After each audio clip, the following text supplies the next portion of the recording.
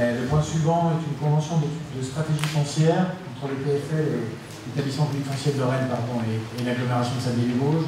Monsieur le vice-président délégué à l'économie, notamment, vous allez attendre. Merci, Monsieur le Président. Donc, il s'agit d'une étude de stratégie qui permettra d'identifier des secteurs à enjeu sur l'ensemble du territoire de l'agglomération, en particulier des friches industrielles, des friches administratives, les dents creuses de villages ou encore une meilleure gestion de l'habitat indigne ou dégradé. Le travail qui sera réalisé par un bureau d'études sera choisi par l'établissement public foncier de Lorraine et également la communauté d'agglomération.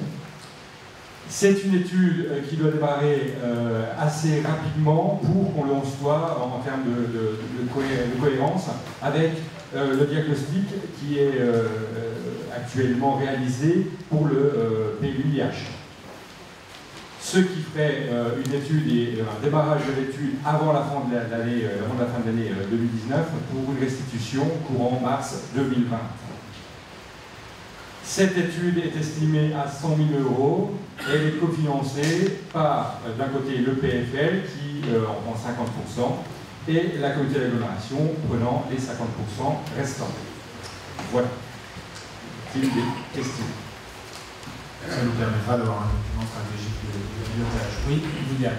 Oui, simplement, je ne sais pas du tout quelle est la teneur exacte de cette étude, mais il faut quand même que dans nos institutions, par exemple ici, les études, il y en a quand même, avec des 80 000 €, des 100 000 €. Alors certes, on est à 50% par le PFL, mais évidemment, c'est quand même de l'argent public, et je trouve qu'il y a quand même énormément d'études comme ça. Bon, c'est peut-être, et même sûrement très utile, hein, j'en sais rien, mais qu'est-ce qu'on en entend parler d'études? Le SCOT, par exemple. Le SCOT, il faut un SCOT, c'est obligatoire. Bon. Mais quand on fait un PLUIH, on est déjà sur un territoire très vaste.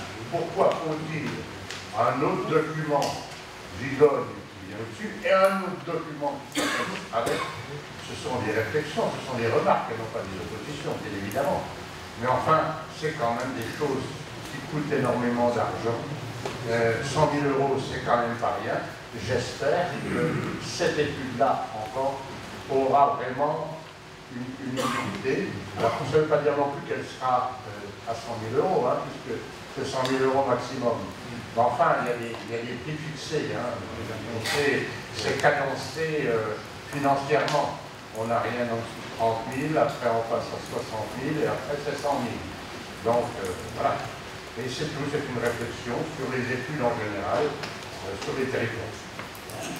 Oui, pour rebondir sur la remarque de M. le maire de Saint-Michel-sur-Meurthe, c'est vrai que du côté de l'EPFL, ils ont toujours tendance à fixer, il y a des prix fixes. 100 000 €, c'est le prix de leurs études en général. Après, si on regarde bien, avoir un outil dans lequel on a vraiment recensé l'ensemble des friches industrielles du territoire, ça peut être assez précieux, parce qu'on croit tous les connaître. Et puis, la réalité, c'est que quand on regarde, par exemple, la liste des sites à risque en matière de pollution dans l'agglomération, on découvre des choses qu'on a complètement oubliées parfois dans le paysage et qui sont considérées comme des friches industrielles qui n'ont pas été traitées. Donc, c'est utile et ça nourrira d'ailleurs le PLUIH, cet outil de connaissance des friches industrielles. Juste une remarque sur, tu as raison quand tu dis à l'échelle des 77 communes, c'est la bonne échelle pour faire un SCOT, parce que nos amis alsaciens, eux, ils font même sur des territoires plus petits l'échelle d'un SCOT, mais comme nous n'avons pas ce document, nous n'avons pas de SCOT, le préfet aura un avis à donner sur les nouvelles zones constructives de notre PLUIH. J'espère qu'il ne les remettra pas en cause, n'empêche qu'il aura son mot à dire. Parce que nous n'avons pas de SCOT. Et que par ailleurs, juste sur les schémas de cohérence territoriaux, la tendance actuelle, c'est plutôt d'en faire des plus grands que quand les Alsaciens ont fait les leurs bien avant globalement le territoire lorrain. Mais aujourd'hui, c'est plutôt la tendance d'en faire des plus grands. Et puis deuxièmement, c'est vrai que nous, on attaque par la face nord de l'Everest, puisque de manière générale, il est considéré beaucoup plus simple de faire un SCOT qu'un PLUIH, et on a choisi de nous lancer d'emblée dans la démarche la plus difficile. Et je vous rappelle le calcul qu'on avait fait, qui était que notre plan local d'urbanisme, finalement, un petit peu le monde à l'envers, mais ça serait sans doute comme ça, finirait par nourrir le schéma de cohérence territoriale, pour lequel il couvrirait au moins 40% du territoire, et c'est assez logique. On va pas, si le SCOT est lancé dans quelques années, il ne va pas tout d'un coup démentir ce qui aura été travaillé par notre PLUIH. Donc c'est pour ça qu'on essaye de prendre de l'avance. En fait, le PLUIH s'imposera, si j'ose dire, au SCOT. S'il y en a. Mais ça, c'est pas...